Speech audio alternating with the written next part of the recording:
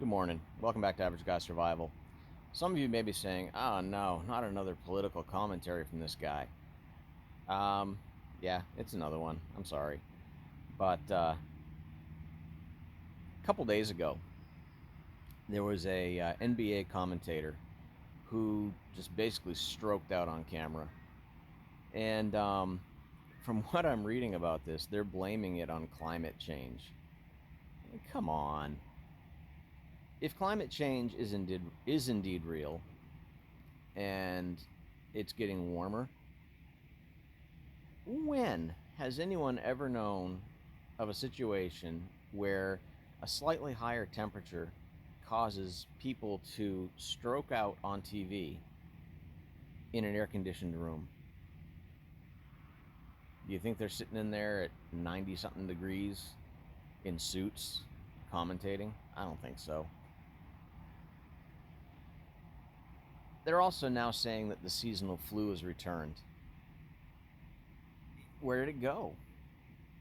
We had 2 years where there was almost no cases of the seasonal flu, but this weaponized flu that everyone was so scared of for a couple of years was really, really prevalent.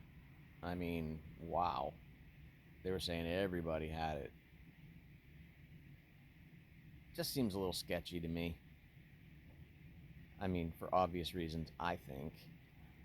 In the last 2 years, I have no idea how many instances there have been. I can probably look it up and find out. If the content isn't blocked, of course. But there have been newscasters, weathermen, athletes, and very young athletes at that, who've just kind of dropped on camera. And that's really only been going on for a couple of years. I mean, it's happened, sure, in the past, before 2020.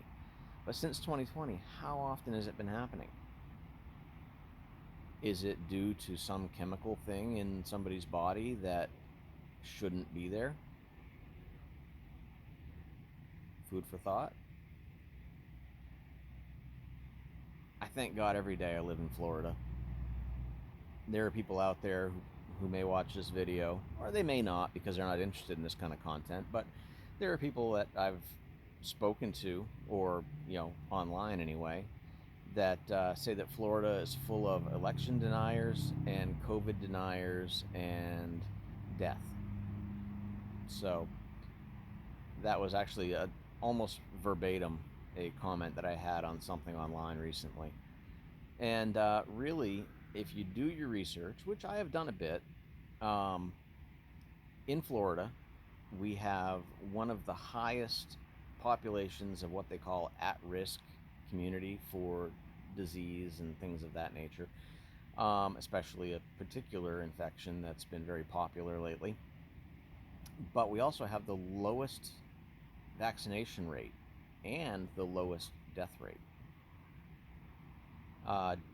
Deaths in Florida, much higher rate of cancers, and a lot of age-related things, but not not the C word, you know. So anyway, I just it's sad, but at the same time, I find it kind of humorous because there was a tweet that came out, I don't know, a month or two ago, where somebody said, "Oh, we didn't understand. There needs to be amnesty for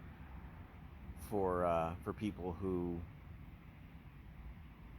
online or on TV or in person were basically attacking people who think like me, who said, no, I'm not going to mask up. I'm not going to get an experimental injection." They basically made us out to be monsters. But now they're saying, oh, no, you need to forgive us for that because we didn't know. Well, I'm sorry. No. I am all about forgiveness. I can forgive a lot of things. But I think that the people who are pushing this stuff, destroying people's careers, destroying people's families, they need to be held accountable for this stuff. Because maybe they didn't know, but people above them knew. This was all designed. This was planned. That's why a lot of people call it the plandemic. I called it that for quite a while.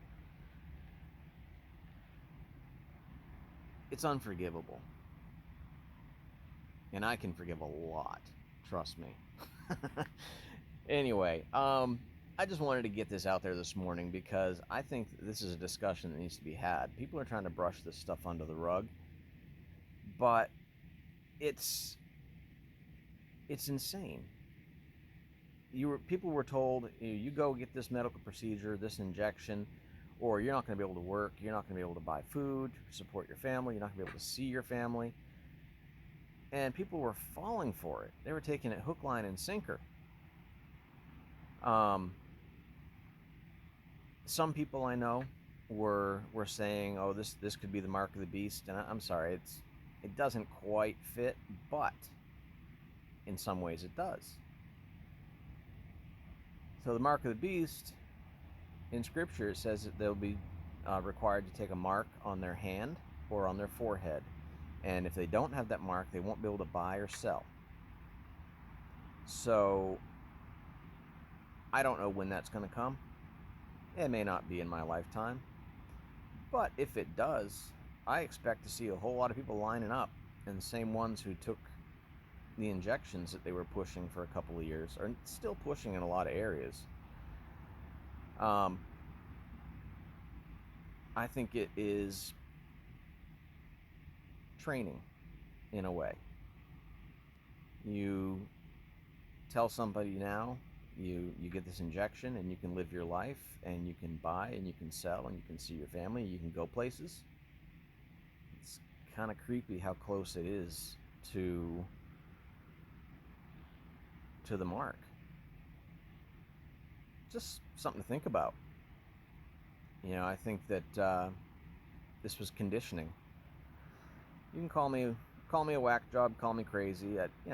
Like I've said in previous videos, I don't care if somebody thinks I'm nuts. Whatever. It doesn't matter to me. But I will keep on putting out information. I will keep speaking out. And